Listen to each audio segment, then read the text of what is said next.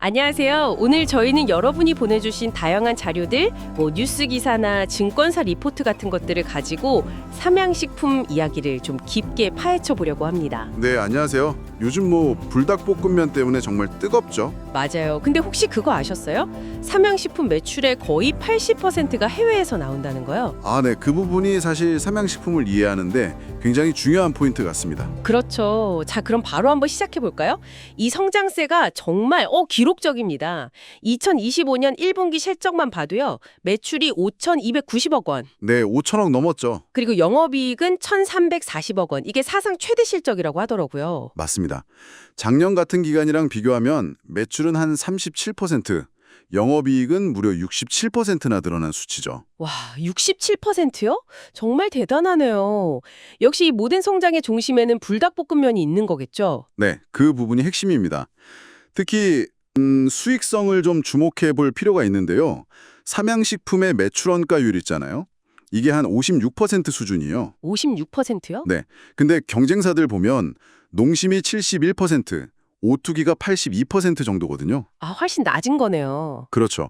원가 관리가 잘 된다는 뜻이고요. 여기에 이제 불닭 브랜드 자체가 해외에서 좀 더 비싸게 팔립니다. 예를 들면 미국 같은 경우는 국내보다 한 30에서 40% 높게 팔리거든요. 네네. 거기다 또 환율 효과까지 더해지니까 1분기 영업이익률이 25%를 넘었어요. 이게 식품회사로서는 정말 보기 드문 수익성입니다. 와, 25% 대단하네요.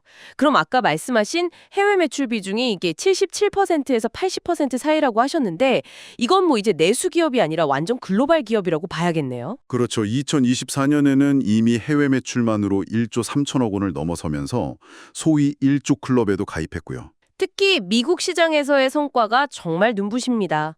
월마트, 코스트코는 기본이고 크로거, 타겟 같은 미국인들이 진짜 많이 가는 그런 마트에도 다 들어갔다고 하더라고요. 네, 그게 중요하죠. 주류 유통 채널을 뚫었다는 거예요. 그래서 삼양 아메리카 매출이 전년 대비 한 60% 넘게 확 뛰었다고 합니다. 60%요? 와, 미국만 그런가요? 다른 나라는 어떤가요? 아니요, 비단 미국뿐만 아니고요. 중국에서도 현지 입맛에 맞춘 신제품 내고 마케팅도 공격적으로 하면서 전년 대비 75%라는 엄청난 성장률을 기록했습니다. 중국도 75%요? 네. 그리고 작년에 유럽법인도 세웠는데 거기도 알버트 하인이나 네배 같은 큰 유통 채널에 이제 막 입점하면서 빠르게 자리를 잡아가고 있습니다. 그렇군요. 이게 단순히 제품 하나가 운 좋게 터진 게 아니라 K푸드라는 큰 흐름 속에서 되게 전력적으로 시장을 잘 공략하고 있다는 느낌이 드네요. 맞습니다. 각 지역별로 시장 특성을 잘 파악하고 접근한 결과라고 봐야죠. 이렇게 해외에서 잘 나가니까 당연히 이 늘어나는 수요를 맞추려면 생산 능력이 중요해지겠는데요.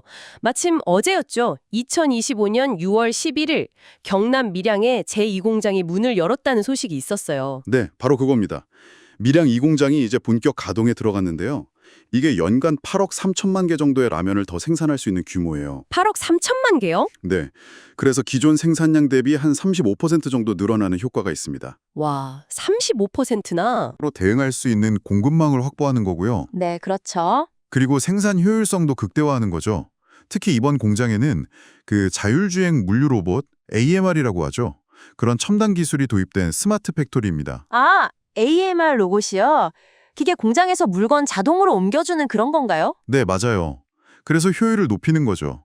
앞으로 이 밀양 2공장이 삼양의 다른 국내외 공장들의 어떤 기술 표순이 되는 머더 플랜트 역할도 할 것으로 기대하고 있습니다. 머더 플랜트. 멋지네요.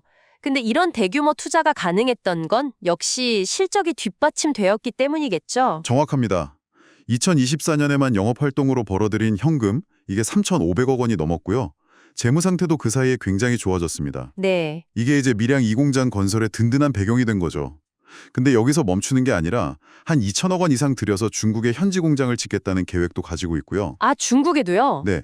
그리고 매년 연구개발 R&D 투자도 계속 늘리고 있습니다. 2024년에는 한 79억 원 정도 썼는데 이게 맵탱이나 탱글 같은 신제품 개발처럼 불닭 이후에 새로운 성장 동력을 찾으려는 그런 노력의 일환으로 볼 수 있습니다. 그렇군요. 계속해서 미래를 준비하고 있네요. 시장 반응도 정말 뜨겁잖아요. 주가가 뭐 12만 원 넘어서 황제주라는 별명까지 얻었고 네, 그렇죠. 증권사들은 목표 주가를 막 15만 원, 심지어 17만 원까지도 부르더라고요. 네, 기대감이 상당히 높습니다. 근데 주가 수익 비율 PER이라고 하죠. 이게 30배 이상이고 주가 순자산 비율 PBR은 10배 이상이다. 이거는 좀 부담스러운 수준 아니냐 이런 시각도 있더라고요. 이 수치가 높다는 건 어떤 의미로 받아들여야 할까요? 네, 그 PER이나 PBI 높다는 건 그만큼 투자자들이 이 회사의 미래 성장에 대한 기대감을 아주 크게 반영하고 있다는 뜻입니다. 아, 기대감이 크다. 네. 하지만 동시에 그 기대에 못 미칠 경우에는 주가 변동성이 클 수 있다는 뭐랄까 일종의 위험 신호로도 해석될 수 있는 거죠. 그래서 현재의 성공을 계속 이어가려면 풀어야 할 과제들도 분명히 있습니다. 어떤 과제들이 있을까요? 뭐 일단 지금의 이 불닭 브랜드 인기를 어떻게 계속 유지하고 또 확장할 것인가 이게 첫 번째고요. 네. 그리고 경쟁사들이 계속 비슷한 제품들을 내놓을 텐데 여기 어떻게 좀 차별화를 가지고 대응할 것인가. 아, 경쟁 심화. 그렇죠.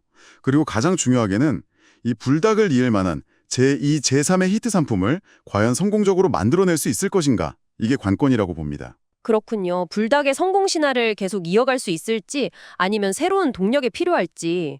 최근에는 그 불닭 캐릭터 있잖아요. 호치랑 페포. 이걸 활용한 IP 사업이나 탄소 배출 감축 같은 ESG 경영에도 힘쓴다고 하던데 이것도 좀 장기적인 성장 전략의 일부로 봐야 할까요? 그럼요. IP 사업은 브랜드 충성도를 높이고 또 새로운 수익원이 될 수 있고요. ESG 경영은 이제 뭐 선택이 아니라 필수가 된 시대잖아요.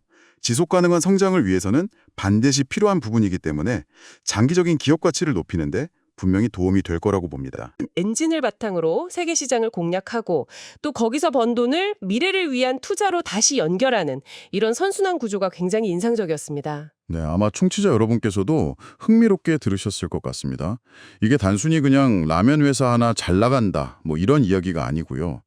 하나의 메가 히트 상품이 어떻게 글로벌 트렌드가 되고 또 이 폭발적인 수요 증가에 맞춰서 생산이나 공급 시스템을 어떻게 혁신해 나가고 또 지속적인 성장을 위해서 어떤 고민과 투자를 하고 있는지 이거를 잘 보여주는 아주 흥미로운 사례라고 생각합니다. 마지막으로 이런 질문을 한번 던져보고 싶습니다. 삼양식품은 과연 지금의 이 강력한 불닭 브랜드 하나만으로도 계속해서 이런 놀라운 성장 스토리를 써 내려갈 수 있을까요? 아니면 말씀하신 것처럼 제2의 불닭을 반드시 찾아내야만 이 성공을 지속할 수 있을까요? 여러분의 생각은 어떠신지 궁금하네요.